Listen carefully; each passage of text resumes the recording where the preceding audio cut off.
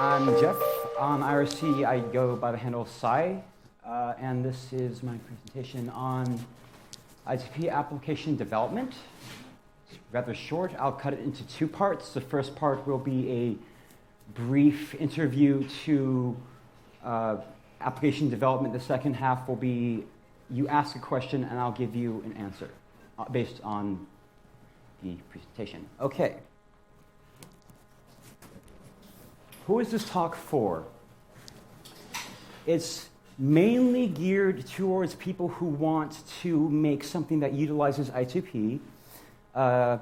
It's also for people who want to research I2P and use making an application as a way to research how I2P does what it does. And it's also for the curious, people who just want to know. Why should I use I2P in my application? But when you port your code, it tends to make it so that you look at what's in the code. What does this part actually do? And what that creates is, a good example of why this is good is specifically with BitTorrent. When you have a BitTorrent tracker announce, you tend to put in the tracker announce regardless of you having a proxy or not, the external IP address you derive from your router. So when you port your application to I2P, not only do you get the anonymity boost from using an anonymous network layer, you would also find bugs that would possibly not be found if you just throw it over a SOX proxy. And it's not just a SOX proxy. It provides a lot more than just TCP. It, in fact, is almost entirely it is actually entirely message delivery and receival. And it's really freaking neato. What does I2P provide to the developer?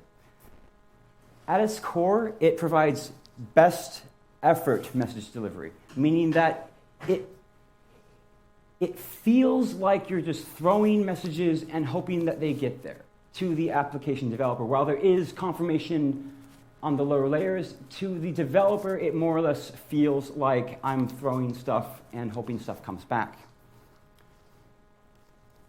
It gives you the ability to sign the data that you send to the endpoint, optionally. But by default, you can sign and have your data replyable so that in the network address, you have a signing key that is used for that signing, so that when you instead of having an IP address and a public key, the public key is effectively a part of that IP address, if you will. You can, on top of these signed messages, have verified, as in cryptographically verified TCP connections that are cryptographically verified. So you can authenticate the identity of an inbound connection, which Tor doesn't do, and that's kind of annoying. And it also gives you the ability to, because you're writing I2P specific code, you may as well go along with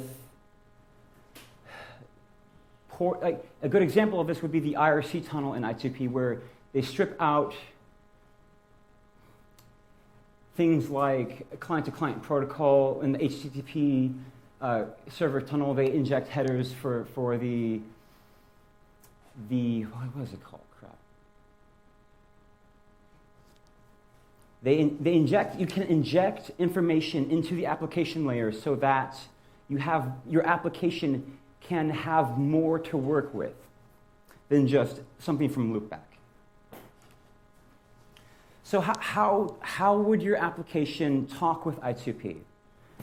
There are two main protocols you would use: SAM and I2CP.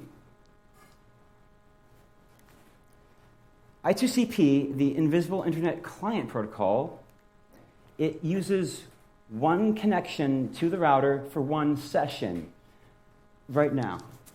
There is something called multi-session, which is where you would have one connection that pipes down many different sessions to the router. But what effectively a session is a virtual network interface, if you will, over TCP for I2P. It gives you the ability to send messages to other destinations and receive messages from the void, if you will, signed or unsigned.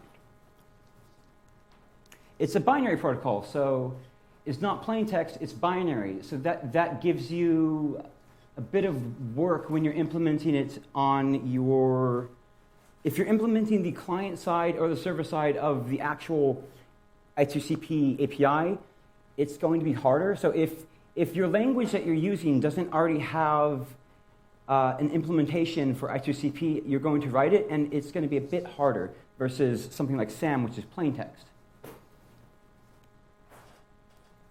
And I2CP is just message delivery and receival. It doesn't implement a TCP stack over I2P.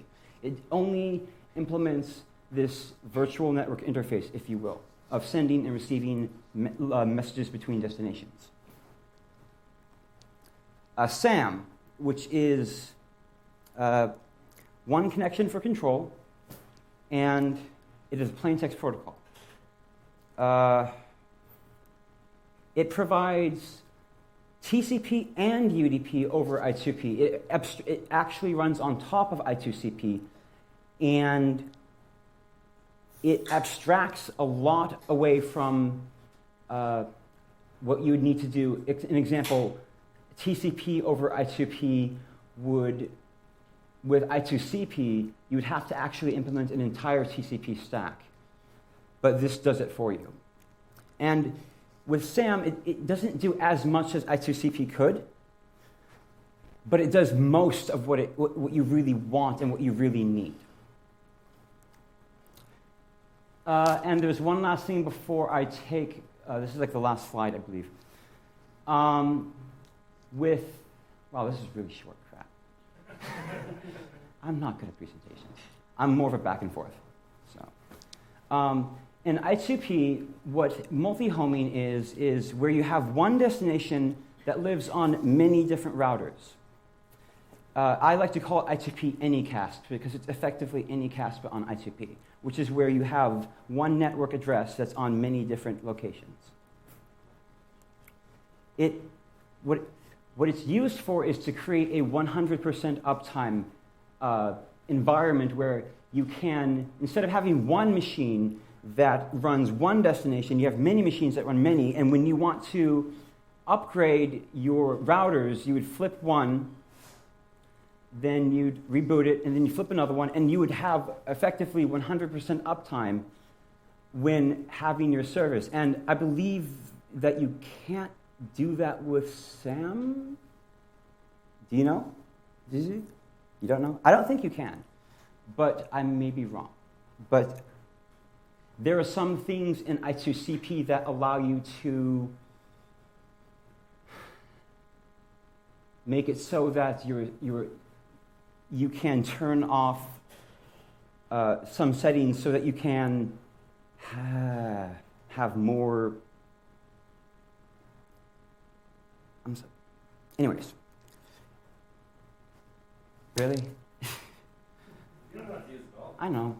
I suck at this. And because you have this 100% uptime with many different routers, you get a substantial anonymity boost so that you can't correlate when, hey, this router goes down, so does this thing. That just becomes no longer an issue. And there is a realistic, for routers in parallel, limit to having Anycast with I2P. Now, here's the Q&A. So, this was a horrible talk. So, Yes. Yes. Do you recommend languages to use aside from, I'm sure there's some TCP or Java? Yeah. Yes. So, There are C bindings to both SAM and I2CP. The I2CP C bindings aren't complete, but they're usable, more or less. And because it's C, you can embed it in other languages via FFI, foreign function interface. And then there's Python, which is there's SAM bindings for Python, and there's SAM bindings for almost every language that I know of, even Haskell, I believe. But there's also an I2CP library that I'm writing in Python that would allow you to play with the internal workings of the client protocol in a very I2P specific way.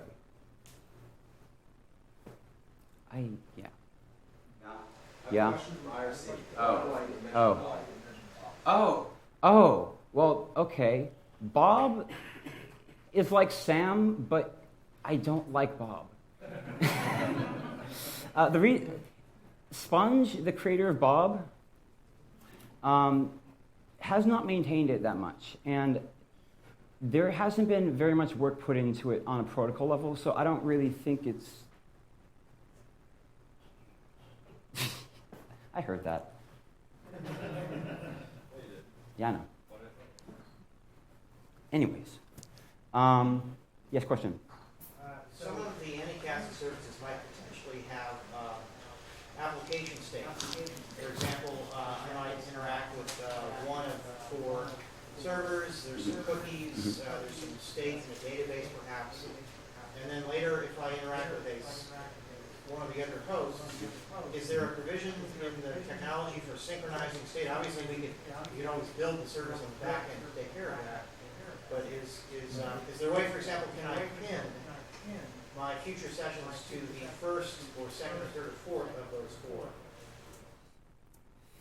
No, because it's effectively providing IP in UCAS, but anonymous, if you will. So it's a layer below your HTTP or your TCP or whatever.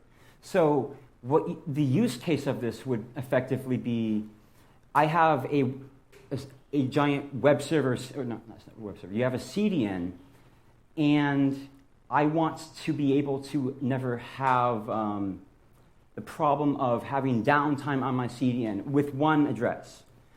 And you would have, for that, that CDN setup, you would have the I2P routers act as a reverse proxy to some other application server somewhere else.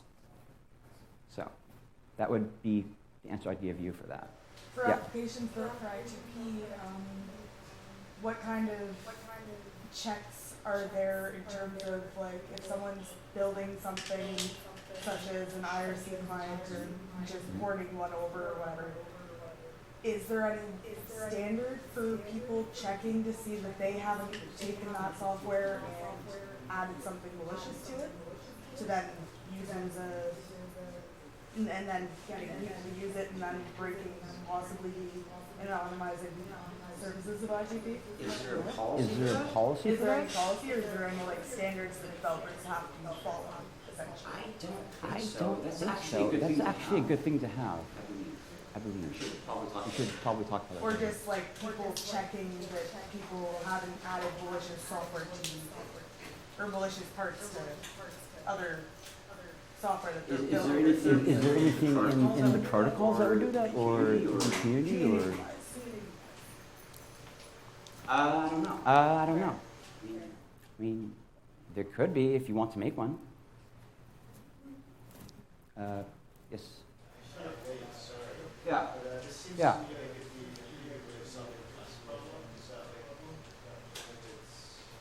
Can you speak up? Can you speak up?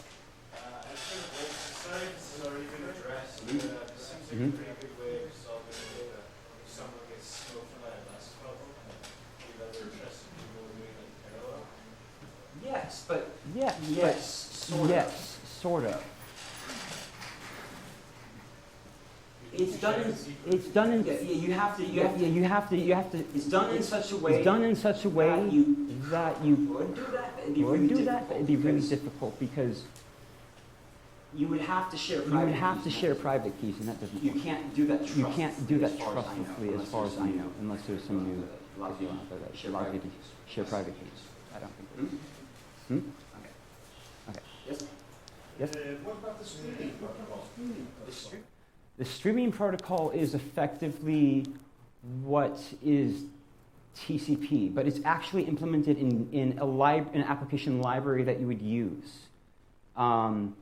So when you would, example, have an I2P socket, that's referencing the streaming library, and that is implemented on top of best effort message delivery as an application support library, effectively. Does that answer your question? Yeah, I just wanted to mention it because it says on the web page that I2P is not recommended. Yeah, I know. Yeah, I know.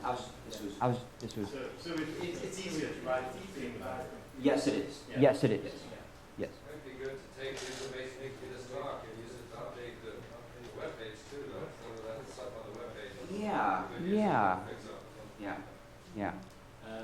No more questions? No more questions? No? Hey. How's it going? Yeah, hi.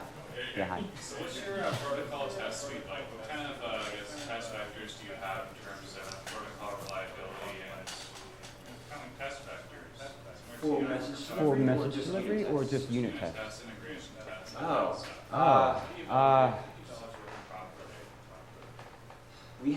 We have enhanced target for unit tests. I don't know how much it's covered. Do you know?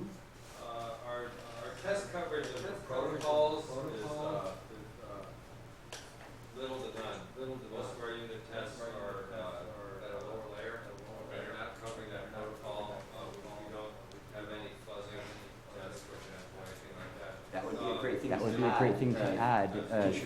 Contribution. To write unit tests. To write unit tests. Really boring. That would be really great. No one else? Questions? No one else? Questions? Any other questions? Any other questions? Yes. What would be some example use cases for the multicast protocol? The big one would be a content distribution network. Like very centralized services that need redundant connections, like a very big website like DuckDuckGo would probably want to have at least two edges that they would use so that they could flip one and then the other, so they don't have downtime when they have to do maintenance. Another use case could be, well, it's for maintaining 100% uptime for whatever reason that is. Yeah. Any other questions? Yeah. Do you use any cache protocol for your distributed hash table updates? No. With the updates, we actually use BitTorrent internally. And Similar, yeah. well, I2P Anycast would be you have one destination on many machines, whereas with BitTorrent you have just many peers. So, yeah, it's BitTorrent versus not BitTorrent. We actually did used to have in-network upgrades via HTTP, but then we got BitTorrent and that was better. All right.